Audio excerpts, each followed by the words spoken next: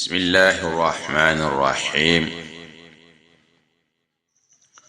الحمد لله رب العالمين، والعاقبة للمتقين، ولا عدوان إلا على الظالمين. ثم الصلاة والسلام الأتمان الأكملان على أشرف الأنبياء والمرسلين، نبينا محمد وإمامنا محمد ابن عبد الله، وعلى آله وأصحابه الأخيار، وسلم تسليما كثيرا. أما بعد، السلام عليكم ورحمة الله وبركاته. اللهم ورخا كوني ورخا خانتا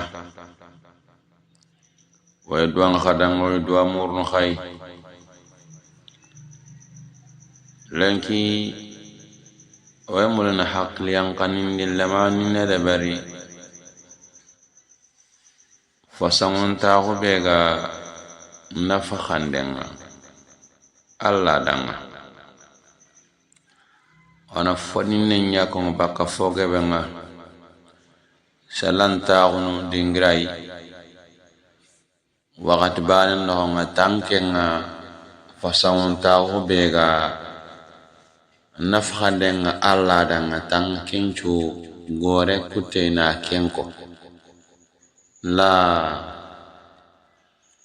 anna fonne ko bakka foge ben Allah ko angan har ay bane kotinya ko Allah ko menda na har sabana kotinya ko Allah ko menda Allah ko be ga sago Allah taala aji kenga Allah taala ana fode barna Allah da ma se kasunta ken saibanin da ke famuwa na bure ke alimin yani na bure lingin yani na alimin ke kudu bakadwa na kinkini Allah imanu ganta masu Allah ta yana imanu ganta masu Allah ta yana angaranya su iman tanga andanya Allah nyane ke tawsire muri wala jakinde ina jakkanyi menamu Allah nyane tekengade kendo iman te medakinde ha Allah kana ngada ayil lagana fasarina afasamunta hunko aga safanandanga infaqu fi sabilillah aga tawati Allah su aw gol horne ban faran jabin de kinya fam Uthman bin Affan, Abu Bakar Siddiq radhiyallahu anhum iswande angana ikhbarun qara wala ngani ikhbarun tarinka wallahi igara infaqu mere bakka khalsinga iga nafqande be bakka khalsini be Allah ga marandiya anti ne koy kunta khaske mulla anti ni tamulla ana nyankin gan qasim mulla mukhabali ikhana mulla kuni wallahi itongoni tana anti khafufia anti ana khafua agana kebe danga sallan te kan qosano Allah taala tun ka fonnan sirenyani godende angana nafa Allah danga wallahi awango da hisaga ne batten fube gampum million ngana nafa Allah da tawana jatallaga Allah ya million shaga ne batten Allah fati bannai khutungane gani banana Allah yi asirenyani anga sesrem mugo moho anga banna mugo moho anga da wari anna ton tadi banna o ke Allah na sutara Allah ya foni asro agara nyabanna ken kun Allah komo o kata kebe lenki hakliyan kande Allah komonna Allah somundi anta to kana Allah tangade Allah timanni man dhal ladhi yuqridu Allah qardan hasana fayudha'ifahu lahu ad'afan kathiratan wallahu yaqbidu wa yabsut wa ilayhi turja'un. Allah ti ko gana Allah ta'ala sumundian posre ni manne gai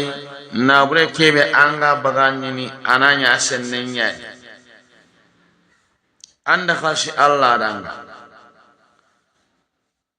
wallahi kama nakhura kallamun tanti fayudha'ifahu lahu ad'afan kathira. Allah khana an sumundi foke ana dampi dampandanga dampindem fo gebe wallahu yaqbidu wa yabsut. Allah yallagani ni ayambo indini nana buren laga bakka saram hagalingara anda bune kebe gam mahare ala yaragana ala ngaji kan khichin wa yabsut. Allah la yangaji kan boyni na bune ki anaji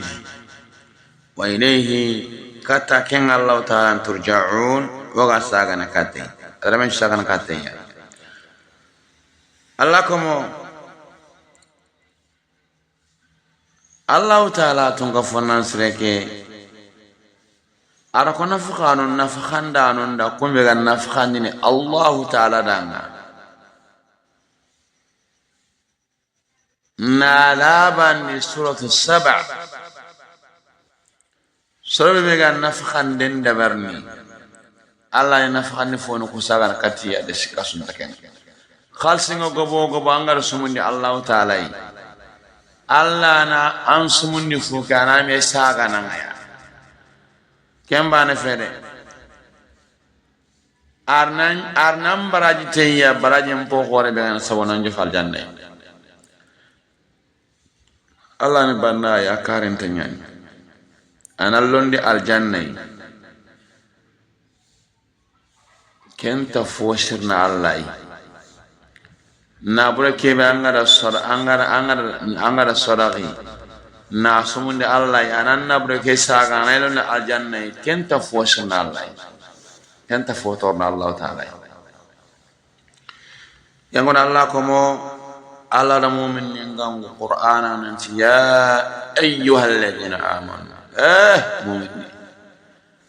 hakum beni be gattongon dalla fa gangun ne itike kana ko annan toron cikin a faydan yar gelambe gattongon ta Allah atarangan Allah timani ittaqullaha akono Allah hankonu Allah awren man kana fo bert garo Allah yang angkatan naka haragana temerike tenya gamma aketu anna ketibana keberti ando Allah ta'ala yang khatanna Allah ittaqullaha kono Allah wal tanzur nafsum ma qaddamat lil ghadi yumkin tan nam pay daga kebe kadani do kane khumene ndang yumkin ta sunam pay daga kebe walidu kane khumene ndang wattaqullaha kono Allah fil ghadi inna Allah de khabirun bima ta'mal. Allah ni hingana nyai ti foke be hagada barni anga gole su de barni Allah ni debillam nyai antiana fal Allah ya khala ya seda angol sur kuntena Allah falle angol ku bangi de bande Allah yin dengan kamanga de ban wakati kebe aya khen ayam Allah kome sahiba ne ngayda ke famu ad ne ke famu stri nyande o watahu sawbe garos tahu ne lenki o gamulna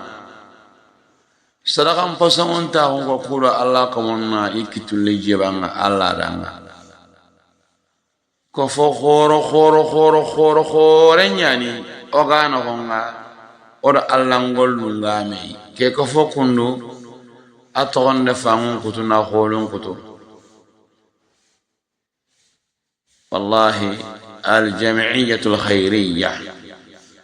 لدين النصيحة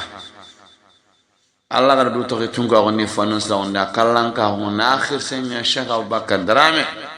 بواكي مالي نياني جافن دوغفري خلانا تاونا كونغو من كوت ديفوار أنا يبو وناتي أبا تامها وناتي خرس في اللاني آغن أبو محمد شيخ إبراهيم التوري وخرسو في اللي إسكرترين يعني أبو الرقية زيد بن عمر كويتا الله غنا وخرسو تانغو دانغو خرسو كنو كيفني توانا جبه إيغا باكا كجامانو نغاتي مالي مورتان سنغال غامبيا يرم نيوغنغا كجامانو نغا يرم نيوغنغا جمانو كسلان الله ركوفوا خلفيا أتغنيا فيك الجمعية الخيرية لدين النصيحة